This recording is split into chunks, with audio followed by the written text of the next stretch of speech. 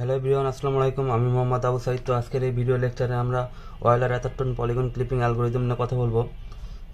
তো আমরা গত লেকচার ভিডিওতে দেখছিলাম সাদারল্যান্ড হজম্যান পলিগন ক্লিপিং অ্যালগোরিদম। তো ওখানকার একটা লিমিটেশন থেকে গেছে, সেই সমস্যা সমাধান করার জন্য পরবর্তীতে অয়েলার অ্যাথারটন পলিগন ক্লিপিং অ্যালগোরিদমটা আসে। তো আমরা দেখি এই যে আমরা লেকচার ভিডিওতে দেখছিলাম সাদারল্যান্ড হজম্যান পলিগন ক্লিপিং অ্যালগোরিদমের যে সমস্যাটা ছিল, সেই সমস্যাটা কি ছিল দেখেন। এই যে এটা যদি আমরা ড্র করি, এই যে এই অবজেক্টটা যদি আমরা জানি কি এটা হলো ভিউ পয়েন্ট, আর এটা কি এই অবজেক্টটা যদি আমরা ড্র করি,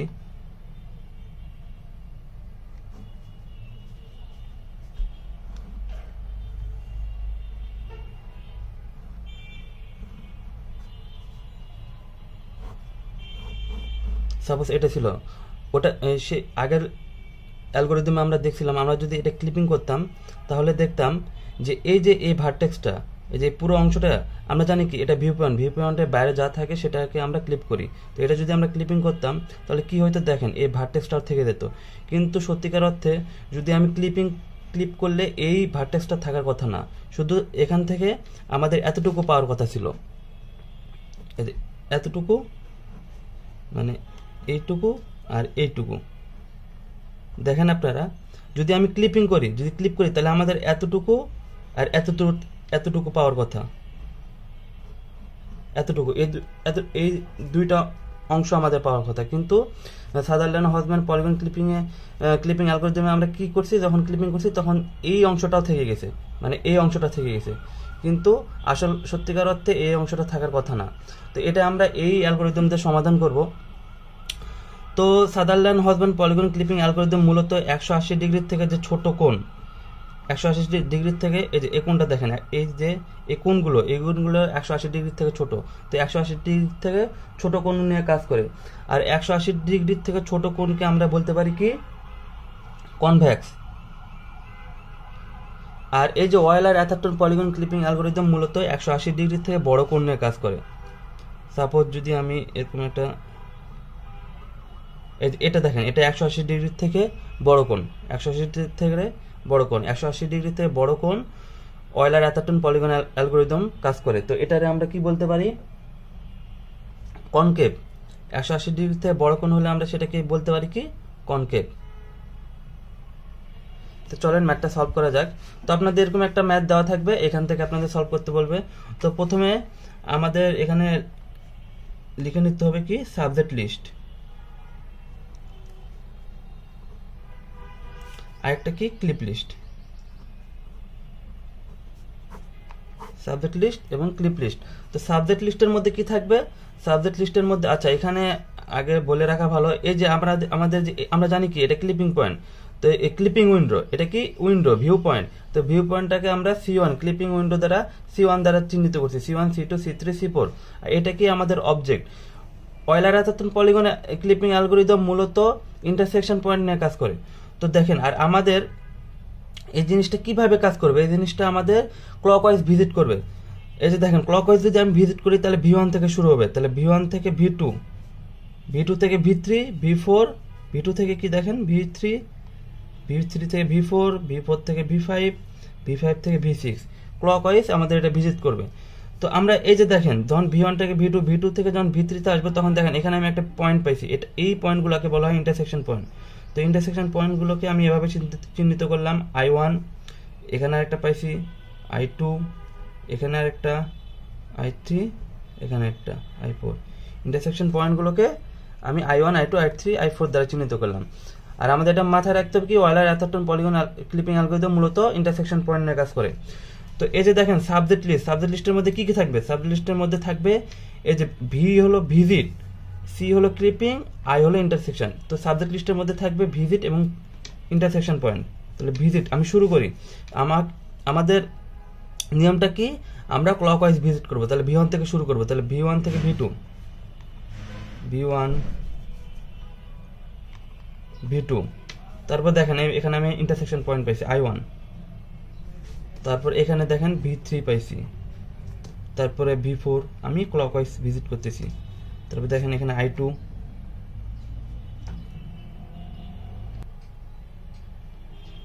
তাহলে সাবজেক্ট লিস্টে আমরা কি কি লিখলাম দেখেন, V1 V2 I1 V3 V4 I2, এরপর কি হবে দেখেন নিয়ম অনুসারে V5, তাহলে V5 লিখলাম, তারপরে কি হবে দেখেন I3, তারপরে কি হবে দেখেন V6 এর পর কি হবে I4। এই তো আমাদের সাবজেক্ট লিস্ট করা শেষ। এবার কি করবো আমরা, ক্লিপ লিস্ট ওই একইভাবে ক্লকওয়াইজ, তাহলে কোথা থেকে শুরু হবে C1 থেকে শুরু হবে, তাহলে C1 লিখলাম, C1 তারপর কি আছে দেখেন এই যে এইভাবে যাবে,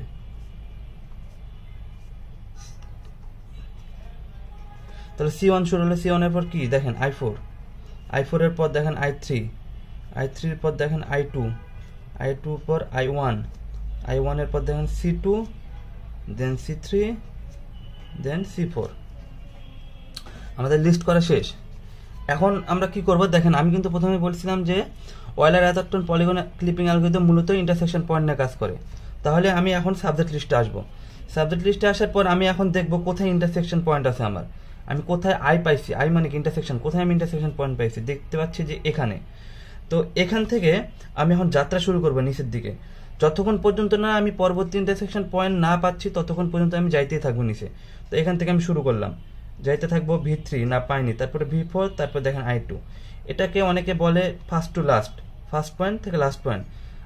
তো দেখেন আমি এখান থেকে শুরু করছিলাম, দেখেন আমি এখানে পেয়ে নিছি, এখানে আমি পেয়ে গেছি I2। এখন আমি কি করব, এই যে I2 এখন ক্লিপ লিস্টে দেখবো কোথায় I2 আছে, তো আমি সেখানে আমি এখন ক্লিপ লিস্টে দেবো কোথায় I2 আছে, তো আমি এখন সেখানে যাব। দেখেন এই I2 থেকে ক্লিপ লিস্টে দেখেন এখানে I2 আছে, তাহলে আমি এখান থেকে এখানে যাব। এরপর আমি দেখব কি, আমি শুরু করছিলাম কোথায় থেকে দেখেন I1 থেকে শুরু করছিলাম, এখন আমি দেখব যে I1 কোথায় আছে, আমি সেখানে যাই শেষ করব। মানে first to last subject list হয়, ফার্স্ট টু লাস্ট, এবং ক্লিপ লিস্ট হয় লাস্ট টু ফার্স্ট। তাহলে I2 থেকে দেখেন I1, আমি এখানে I1 পেয়ে গেছি। আমি I1 থেকে শুরু করছিলাম, দেখেন আমি এখানে I1 পেয়ে গেছি। তো first to last, last to first. তো এখন যদি আমি এটা ড্র করি, দেখেন এটা কি ক্লিপ হয় কি হয় না। আমি যে একটু আগে বলছিলাম যে এই দুটো আলাদা, এখানে ক্লিপ করলে এটা ক্লিপ করলে এতটুকু অংশ এবং এতটুকু অংশ আলাদা হয়ে যাবে, দেখি হয়েছে কিনা। তো এখান থেকে দেখি, এখান থেকে আমরা ড্র করতে পারবো। প্রথমে কি I1, তাহলে I1 কোথায় আছে দেখেন এই যে I1, তাহলে I1 আমি লিখলাম, I1 থেকে দেখেন V3, I1 থেকে V3, এই যে V3, দেখেন V3 থেকে দেখেন V4, তাহলে V3 থেকে V4 গেলাম, এই দেখেন V4 থেকে দেখেন I2, তাহলে V4 থেকে I2, এবার I2, এবার দেখেন I2 থেকে কি I1, দেখেন এই যে I2 থেকে I1, এই যে I2 থেকে I1 পাইছি আমরা। দেখেন এই যে আমরা যেটা চাইছিলাম আর কি, দেখেন পুরো অংশটা আমরা ক্লিপ করতে পারছি। এবার আমি নিচের দিকে আবার দেখবো যে আমার ইন্টারসেকশন পয়েন্ট আছে কিনা, দেখতে পাচ্ছি যে হ্যাঁ আবার ইন্টারসেকশন পয়েন্ট আছে, দেখেন I3। তাহলে আমি নিচের দিকে যাইতে থাকবো যতক্ষণ পর্যন্ত না আমি নেক্সট ইন্টারসেকশন পয়েন্ট না পাচ্ছি। তাহলে দেখেন I3 থেকে যাইতে থাকবো, এই যে দেখেন I4 এ আমি এখানে পেয়ে গেছি, তো এখানে স্টপ হয়ে যাব। তো এটা কি ফার্স্ট টু লাস্ট। এখন আমি ক্লিপ লিস্টে দেখবো কোথায় I4 আছে, দেখেন এই যে I4 এখানে আছে, তাহলে আমি এখানে যাব, এই যে I4। এবং আমি নিচের দিকে কত দূর পর্যন্ত যাব, আমি শুরু করছিলাম কোথা থেকে দেখেন I3, তাহলে আমি I3 পর্যন্ত যাব, দেখেন I4 থেকে এই যে I3, first to last, last to first. এখন আমি যদি এটারে আমি ড্র করি, দেখেন তো দেখি আলাদাভাবে ক্লিপ হয় কিনা।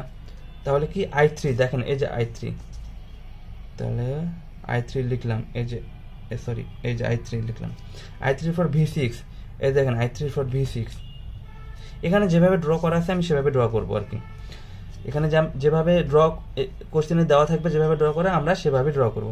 তারপর V6 থেকে V4, এই যে দেখেন V6 থেকে V4, সরি V6 থেকে I4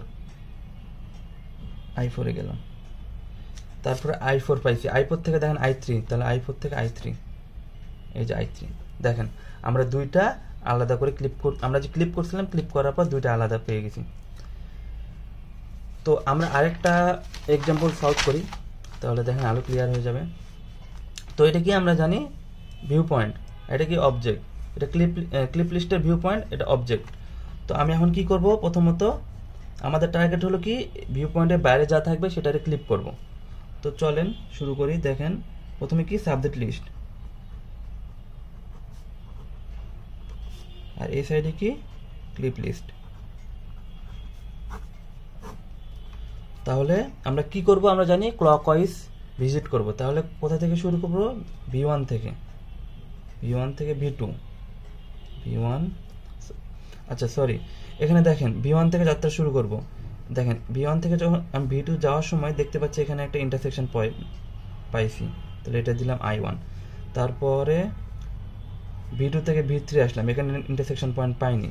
V3 থেকে V4, V3 থেকে V4 আসার সময় দেখেন আমি এখানে আরেকটা ইন্টারসেকশন পয়েন্ট পাইছি, কি? I2।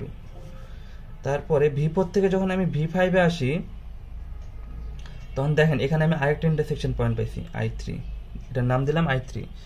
V5 থেকে V6 এ আসার সময় দেখেন এখানে আমি আরেকটা ইন্টারসেকশন পয়েন্ট পাইছি, I4।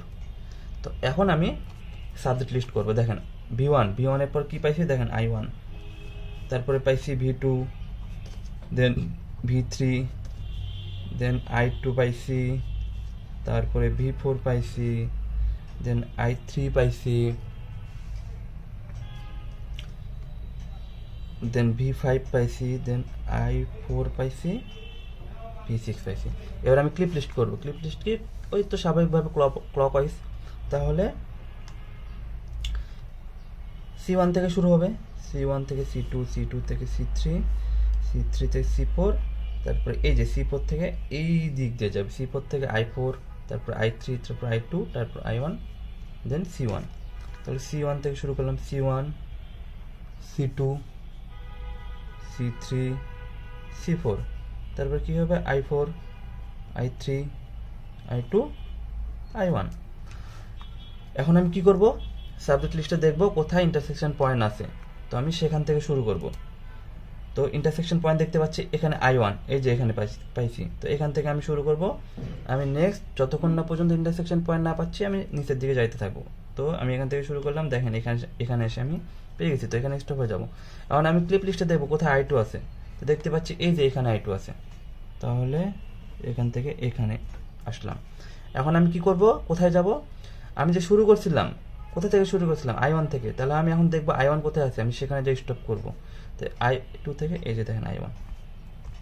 আর আপনাদের এই জিনিসটা মাথায় রাখতে হবে যে আমরা যে দেখেন এখান থেকে এখানে আসলাম, আমরা কখনো কিন্তু উপরের দিকে যেতে পারবো না, উপরের দিকে আমরা কখনোই যাইতে পারবো না। যদি উপরের দিকে যদি এরকম হয়ে যায় যে I1টা উপরে কোথাও থেকে গেছে, তাহলে মনে করবেন যে আপনার এখানে এই যে আপনার এখানে লিস্ট করা ভুল হয়েছে। আপনার এখানে যে ভ্যালুগুলো নাম দেওয়া, প্রত্যেকটা পয়েন্টের যে ভ্যালু আমরা নাম দিছি V1, V2, V3, এই নামগুলো দেওয়া আপনার ভুল হয়েছে, তাহলে পুরো ম্যাচ ভুল হয়ে যাবে। যদি আপনার এরকম হয় যে উপরের দিকে হচ্ছে কোনোভাবে, I1টা ধরেন কোনোভাবে এখানে কোথাও হয়ে গেছে, তো আপনি I2 থেকে I1 এখানে দিচ্ছেন, এটা সম্পূর্ণ ভুল, তাহলে ম্যাথ ভুল হবে। আপনি এই যে I2 থেকে মানে এইবার ক্লিপ লিস্টে সবসময় নিচের দিকে আসবে, ক্লিপ লিস্টে সবসময় নিচের দিকে আসবে, কখনো উপরের দিকে যাবে না। তাহলে আমি আবার দেখি, আচ্ছা আমি যদি এটার জন্য ড্র করে আলাদাভাবে দেখেন, তাহলে I1 কোথায় পাইছি? দেখেন এই যে I1, তাহলে I1 লিখলাম। I1 থেকে দেখেন V2, তো I1 থেকে V2 তে আসলাম। তারপরে দেখেন V2 থেকে V3, এই যে V2 থেকে V3, এই যে V2 থেকে V3 তে আসলাম। V3 থেকে দেখেন I2, এই যে দেখেন V3 থেকে I2। এখানে যেভাবে ড্র করা আছে আমরা সেভাবে আলাদাভাবে ড্র করে দেবো এখানে সাইডে, মানে আমরা দেখবো যে আমাদের ক্লিপ করা হয়েছে কিনা। তাহলে কি হলো? এটা I2। তারপর দেখেন I2 থেকে I1, তাহলে I2 থেকে I1 এ যাবো, এই যে I2 থেকে I1। দেখেন আমাদের এই যে অংশটা ক্লিপ করা, এই যে আমরা এই অংশ ক্লিপ করার পর আমরা এই যে অংশটা পেয়েছি।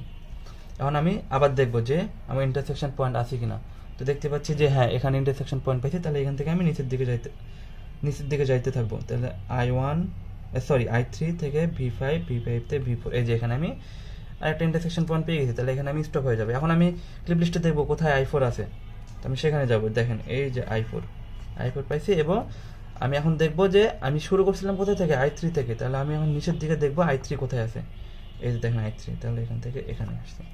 তাহলে এটা যদি আমি আলাদাভাবে ড্র করি, দেখেন I3 থেকে শুরু হয়েছিল, তাহলে I3 কোনটা? এই যে দেখেন I3 এইটা, তাহলে I3 থেকে এই দেখেন I3 থেকে V5, তাহলে I3 থেকে V5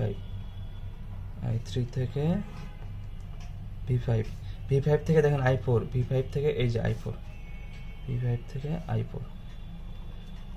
I4 থেকে দেখেন I3, তাহলে I4 থেকে এই যে আবার I3, এই যে নাই, এই যে দেখেন আমরা ক্লিক করার পর এই অংশটা পেয়ে গেছি এবং এই অংশটা পেয়ে গেছি। দেখেন যখন আমরা সাদারল্যান্ড হজব্যান্ড পলিগন ক্লিপিং অ্যালগোরিদমটা করছিলাম তখন দেখেন এই যে মাঝখানে যে ভার্টেক্সটা আছে এই লাইনটা কিন্তু চলে আসছিল, কিন্তু দেখেন এই যে এই অ্যালগোরিদমটা করার পর দেখেন এই ভার্টেক্সটা আর আসেনি। তো মূলত এটাই math, Weiler Atherton polygon clipping অ্যালগোরিদমের ম্যাথ এটাই।